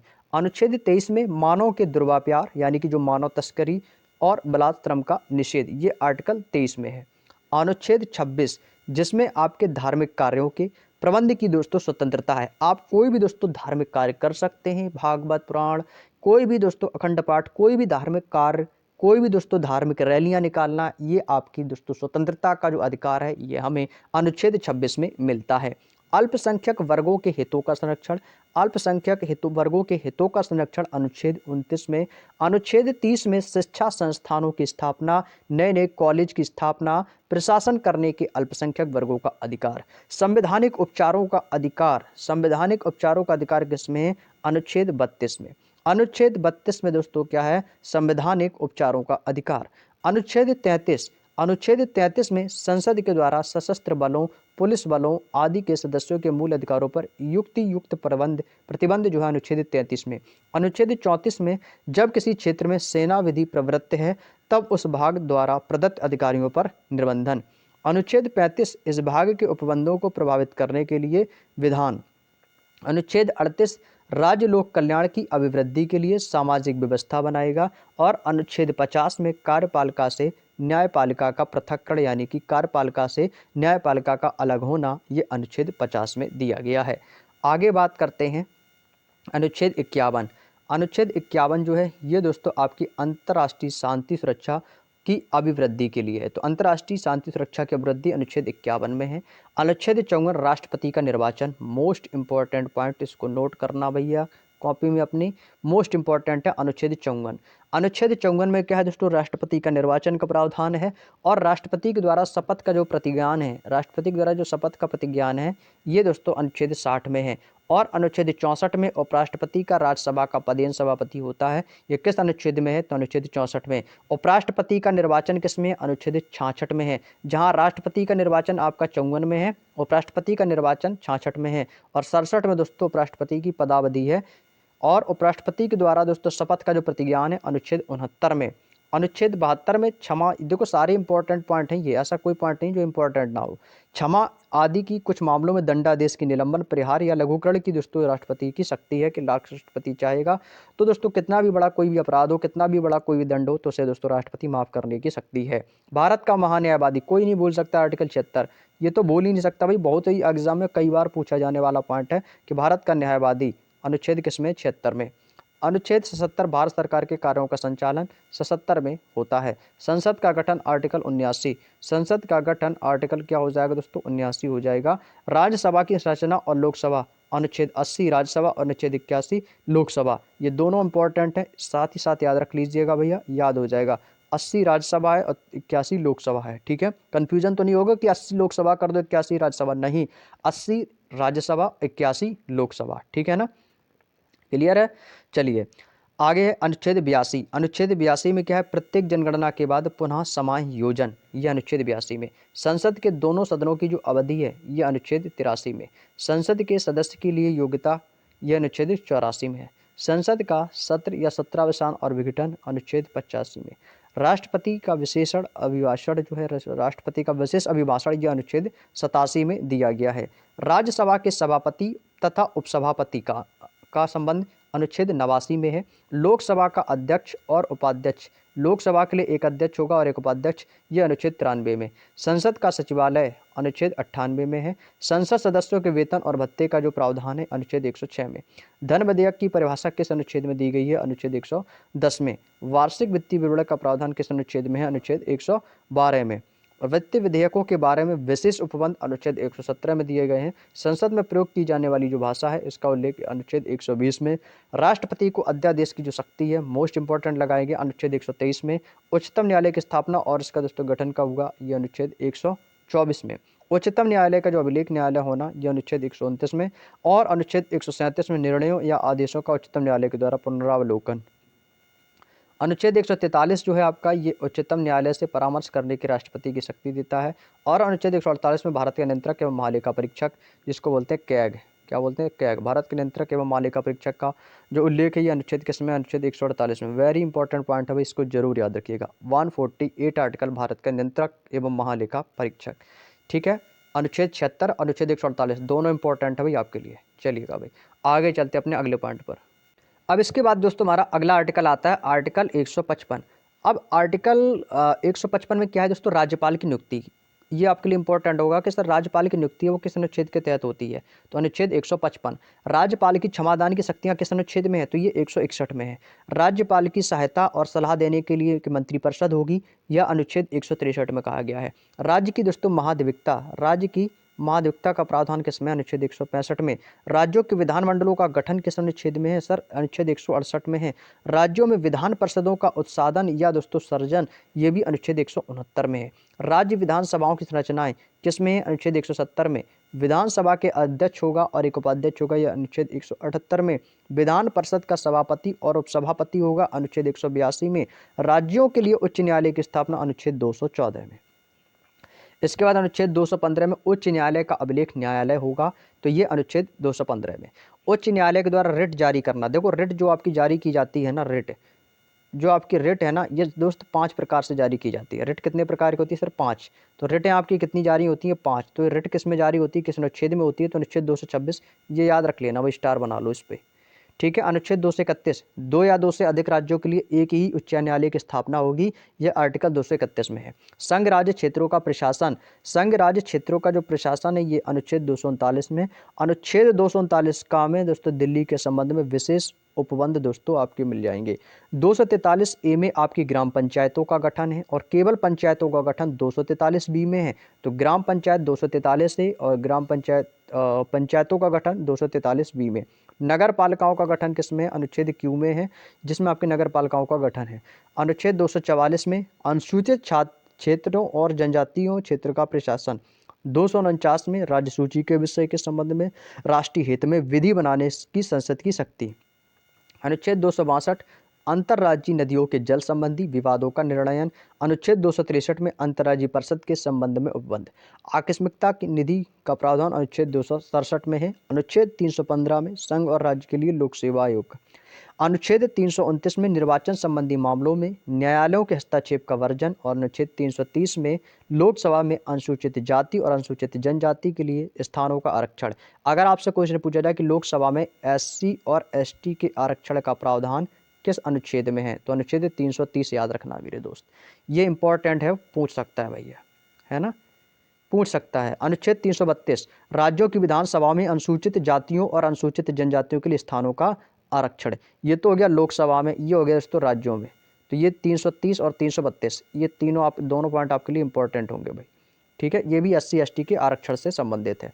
आगे चलते हैं, अगला है हमारा अनुच्छेद 339 अनुसूचित क्षेत्रों के प्रशासन और अनुसूचित जनजातियों के कल्याण के बारे में संघ का नियंत्रण, यह अनुच्छेद 339 में।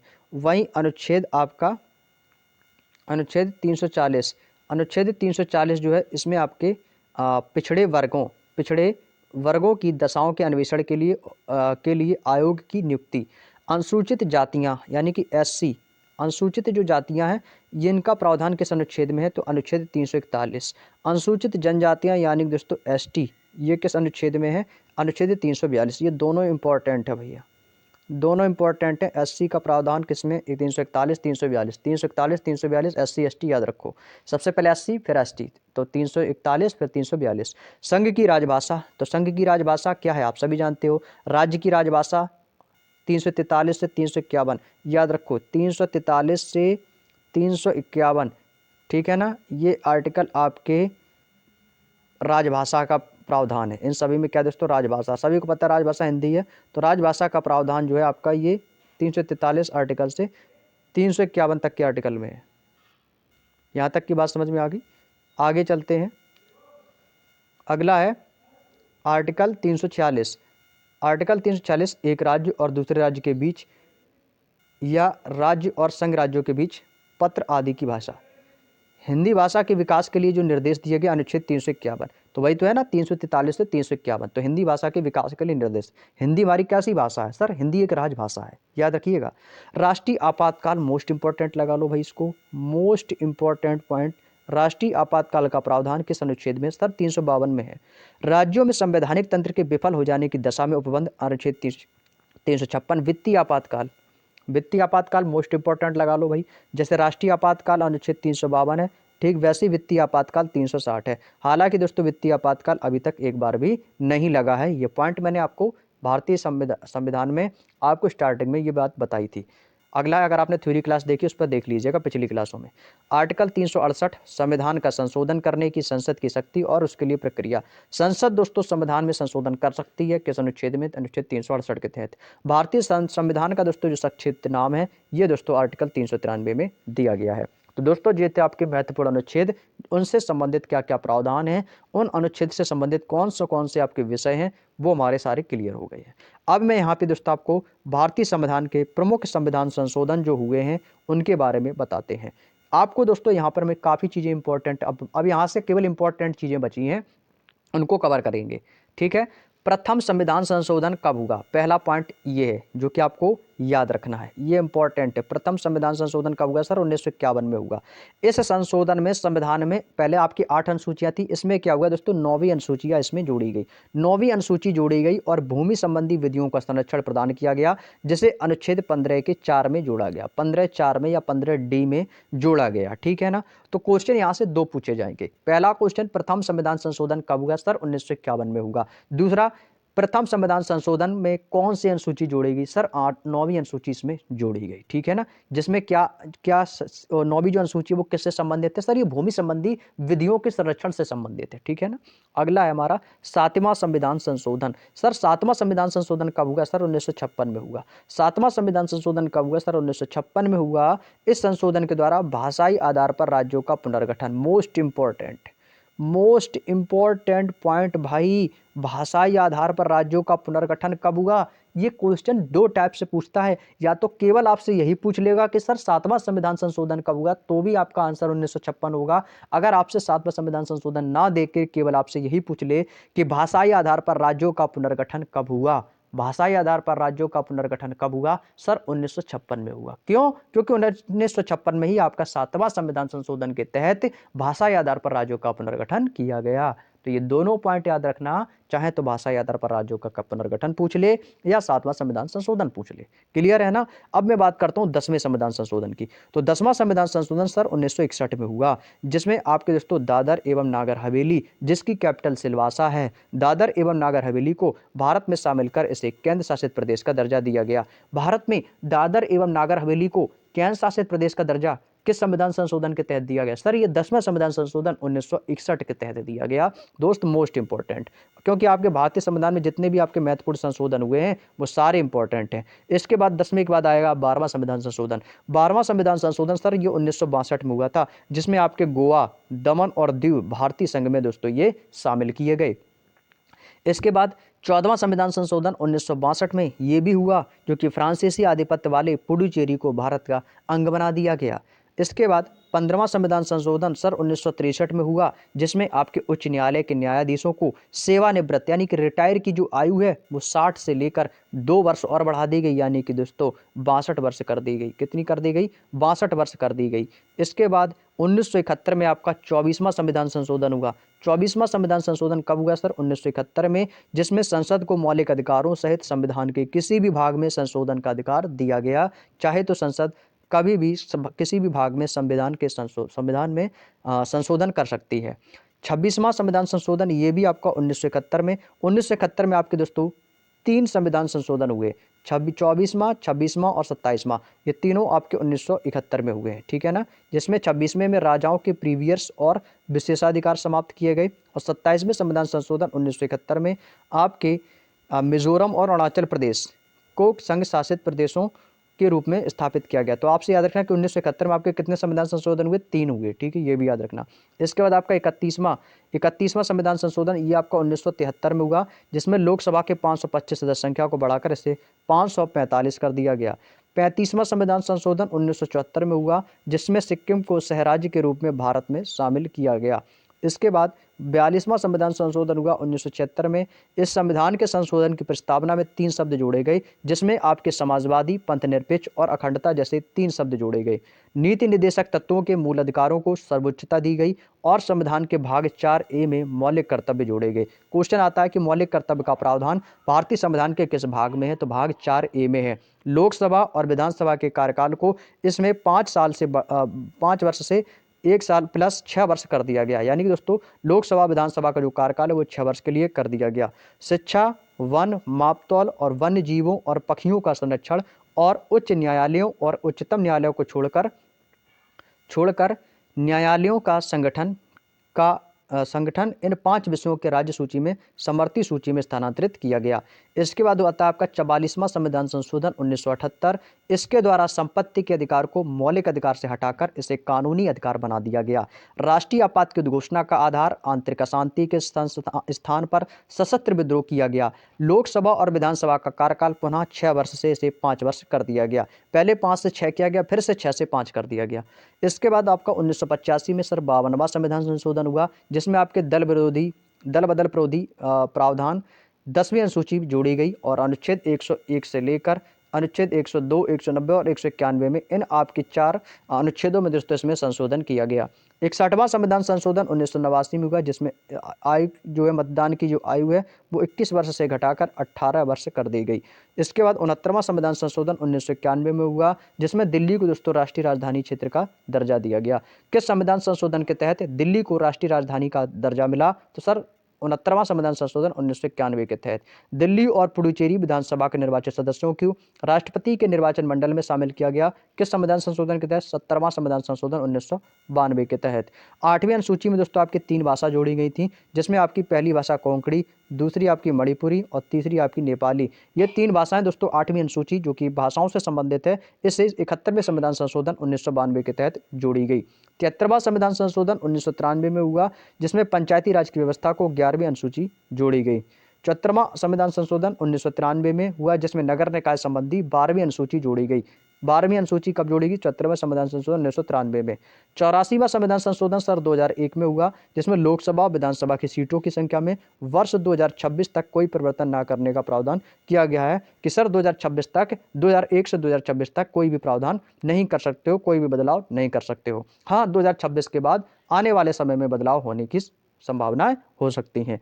अगला है आपका 86वां संविधान संशोधन, जो कि आपका 2002 में हुआ। ठीक है, 2002 में चलिएगा, जिसमें क्या हुआ? 6 से 14 वर्ष, ये बहुत इंपॉर्टेंट है भाई। 6 से 14 वर्ष के बच्चों को शिक्षा का मौलिक अधिकार के रूप में मान्यता दी गई।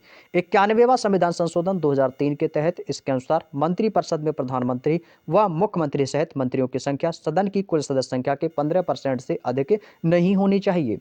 इसके बाद 92वां संविधान संशोधन 2003 में संविधान की 8वीं अनुसूची में आपकी बोडो, डोगरी, मैथिली, संथाली भाषा को शामिल करके वर्तमान में दोस्तों 8वीं अनुसूची में 22 भाषाओं का उल्लेख किया गया। भारतीय संविधान की 8वीं अनुसूची में कितनी भाषाओं का उल्लेख है? सर 22 भाषाओं का उल्लेख है, याद रखिएगा 22 भाषाओं का उल्लेख है। इसके बाद 93वां संविधान संशोधन 2005 में हुआ, जिसमें शिक्षण संस्थानों में SC, ST और अन्य पिछड़े वर्गों के लिए आरक्षण की व्यवस्था की गई। 95वां संविधान संशोधन 2009 में लोकसभा और राज्य विधानसभाओं में अनुसूचित जाति जनजाति के लिए सीटों का आरक्षण बढ़ा दिया गया। 96वां संविधान संशोधन 2011 में उड़िया भाषा का नाम बदलकर ओडिया कर दिया गया। 97वां संविधान संशोधन 2011 में यह भी हुआ, जिसमें संविधान में नया भाग आया 9 खा जोड़ा गया, जिसका नाम दोस्तों सहकारी समिति रखी गई। 99वां संविधान संशोधन 2014 में हुआ, जिसमें राष्ट्रीय न्यायिक नियुक्ति आयोग के गठन का प्रावधान है। 100वां संविधान संशोधन 2015 में हुआ, जिसमें भारत बांग्लादेश के मध्य भूमि समझौता किया गया। 101वां संविधान संशोधन 2016 में वस्तु एवं सेवा कर good and services taxes GST को दोस्तों लागू किया गया। तो GST को किस संविधान संशोधन के तहत लागू किया गया? तो 101वां संविधान संशोधन 2016 में। 102वां संविधान संशोधन 2018 में, जिसमें राष्ट्रीय पिछड़ा वर्ग आयोग के गठन को संवैधानिक दर्जा दिया गया। 103वां संविधान संशोधन 2019 में हुआ, जिसमें आर्थिक रूप से कमजोर वर्ग के लोगों को 10% आरक्षण, जिसको हम दोस्तों आज EWS कहते हैं, इकोनॉमिकली वीकर सेक्शन। तो EWS का प्रावधान जो है ये किसमें दोस्तों? जिसमें आपको जो आर्थिक रूप से कमजोर वर्ग के लोग हैं वो EWS कैटेगरी में आते हैं, उन्हें दोस्तों 10% का आरक्षण है। ये 103वां संविधान संशोधन 2019 के तहत। अगर मैं आपसे बोलूं कि भाई आपको EWS आर्थिक रूप से कमजोर लोगों को आरक्षण किस संविधान संशोधन के तहत मिलता है? सर ये मुझे 103वें संविधान संशोधन 2019 के तहत ये आर्थिक रूप से कमजोर वर्ग के लोगों को मिलता है। ठीक है ना, जनरल कैटेगरी वाले EWS बनवाते हैं। ठीक है, 104वां संविधान संशोधन 2019, इस अधिनियम प्रभावी 2020, जिसके तहत अनुच्छेद 334 में संशोधन किया गया कि जिसमें अनुसूचित जाति और जनजाति के लिए लोकसभा विधानसभा में आरक्षण 10 साल तक बढ़ा दिया गया है तथा आंग्ल भारतीयों के नियुक्ति कर को रद्द कर दिया गया। 105वां संविधान संशोधन 2021, इसका मेन उद्देश्य था कि सामाजिक और शैक्षणिक रूप से जो पिछड़े वर्गों की पहचान करने से राज्यों की शक्ति में बहाल करना। 106वां संविधान संशोधन 2023 के तहत इसे नारी शक्ति बंधन अधिनियम के नाम से भी जाना जाता है। क्वेश्चन आता है कि नारी शक्ति बंधन अधिनियम के नाम से किस संविधान संशोधन को जाना जाता है? तो 106वां। इस अधिनियम को सितंबर 2023 को राष्ट्रपति के द्वारा स्वीकृति प्रदान की गई। इस अधिनियम के तहत लोकसभा तथा राज्य विधानसभाओं और दिल्ली विधानसभाओं में 1/3 सीटें जो हैं वो महिलाओं के लिए आरक्षित रहेंगी। क्लियर? चलिएगा, उम्मीद करता हूं दोस्तों आपको जितने भी संविधान संशोधन हुए थे 2023 तक के वो हमने आपको सारे कंप्लीट करा दिए हैं। अब इसके बाद दोस्तों आते हैं आपके महत्वपूर्ण प्रश्न। अगर हम बात करें अपने भारतीय संविधान की, तो दोस्तों आपका भारतीय संविधान का जो टॉपिक है वो हमारा आज से दोस्तों हमारा पूरी तरीके से फुल कंप्लीट हो गया है। अब आपका दोस्तों मैं कल की डेट में कराऊंगा एक 80 से 90 प्रश्नों का एक प्रैक्टिस सेट। तो कल के लिए आप लोगों को मैंने संविधान में जितनी भी थ्योरी क्लासेस कराई है ना, एक बार अच्छे से उनको पढ़ लेना। थ्योरी नहीं पढ़ना चाहते हो तो पीडीएफ से पढ़ लेना, किसी अन्य बुक से पढ़ लेना एक बार अच्छे से। आज का दिन आपको केवल और केवल होम गार्ड के लिए आज का एक छोटा सा टारगेट है, केवल और केवल आपको भारतीय संविधान पढ़ना है। और भारतीय संविधान दोस्तों आपको ऐसा पढ़ना है कि आपका कोई भी टॉपिक ऐसा ना रहे कि जो आपने पढ़ा ना हो। भारतीय संविधान को एक बार नहीं, 2 बार नहीं, 3 बार, जितनी बार हो सके उतनी बार आपको केवल रीड करना है, याद नहीं करना है, केवल रीड करना है। रीड करते जाओगे, पढ़ते जाओगे, चीजें ऑटोमेटिकली आपके माइंड में सेट होती जाएंगी। ठीक है, आप जैसे मर्जी आए वैसे पढ़ना, अच्छे से तैयारी कर लेना। आज का टारगेट है आपको केवल और केवल संविधान पढ़ना है, संविधान के अलावा कोई अलग से सब्जेक्ट नहीं पढ़ना है। कल मैं इसका प्रैक्टिस सेट लाऊंगा, देखते हैं कि इस प्रैक्टिस सेट में आप लोग कितने प्रश्नों के आंसर सही सही कर पाते हैं। ठीक है ना, तो आज से दोस्तों हमारा भारतीय संविधान खत्म होता है, कल से इसका प्रैक्टिस सेट भी कंप्लीट हो जाएगा और इसके बाद नए टॉपिक इकोनॉमिक्स की शुरुआत करेंगे। इकोनॉमिक्स छोटा सा टॉपिक है, जल्द से जल्द कंप्लीट करेंगे। और बाकी आप लोग इस बुक को कंप्लीट करने के लिए बिल्कुल भी टेंशन मत लो, इसी महीने के एंड से पहले पहले ये बुक मैं आपको कैसे भी करके पूरी कंप्लीट करवाना चाहता हूं, क्योंकि मुझे भी लगता है कि मुझे आप लोगों को बहुत ही जरूरी है इस बुक को जल्द से जल्द कंप्लीट कराना, क्योंकि आपको इस बुक को दोबारा भी पढ़ना है। मार्च का आपका पूरा महीना मिलेगा जिसमें आप दोस्तों इस बुक को 2 नहीं 3 बार, जितनी बार चाहो मर्जी, या एक दिन में 2 तो 3 वीडियो देख देख के इसका डबल स्पीड में आप लोग अच्छे से रिवीजन कर सकते हो। ठीक है, बाकी आपकी जो भी रिक्वायरमेंट हो कमेंट में डाल देना, और बाकी कमेंट करके ये जरूर बताइएगा दोस्त कि आज का सेशन आप लोगों को कैसा लगा। ठीक है, और हाँ, आप लोगों से एक छोटी सी रिक्वेस्ट है भाई, प्लीज़ मेरी मदद कर दो आप लोग भाई। 40 के होने में ज़्यादा नहीं बचे हैं, केवल और केवल 800 लोग चाहिए मुझे, 800 लोग। 40 के होने में दोस्तों केवल 800 लोगों की ज़रूरत है। प्लीज़ एक एक लोग शेयर कर दो ना भाई। अगर इस वीडियो को 800 लोग भी देख लेते हैं ना, अगर एक एक बंदा भी शेयर करेगा ना, सब्सक्राइब करेगा ना, तो ये 40 की भाई सेकंडों में हो जाएंगे, सेकंडों में, मिनटों में हो जाएंगे, कुछ घंटों में हो जाएंगे। तो प्लीज़ दोस्तों, क्या आप लोग आज 40 के करा सकते हो? देखते हैं भाई कितने लोग ऐसे हमारे दोस्त हैं जो आज इस वीडियो में, अगर 800 भी लोग देखते हैं ना इस वीडियो को, तो प्लीज़ कितने लोग इसको दोस्तों सब्सक्राइब करके 40 के दोस्तों कराते हैं। देखते हैं इसका रिजल्ट हमें कल क्या देखने को मिलता है। तो प्लीज़ आप लोग सपोर्ट कर दो भाई, जी जान लगा दो आप लोग भी अपनी मेहनत को भी करते रहो, और साथ में दोस्तों आप लोग इस 40 के में दोस्तों छोटा सा टारगेट दे रहे हैं, इसको प्लीज़ दोस्तों कंप्लीट करा दो सभी लोग। चलिएगा, मिलता हूँ नेक्स्ट क्लास में एक नए प्रैक्टिस सेट के साथ में, और बाकी आप लोगों की जो भी रिक्वायरमेंट हो कमेंट में डाल दो, समय मिलते आपको रिप्लाई जरूर दिया जाएगा। चलिएगा दोस्तों, आज की वीडियो में इतना ही, मिलते हैं नेक्स्ट क्लास में, तब तक के लिए आप सभी को जय हिंद, जय भारत।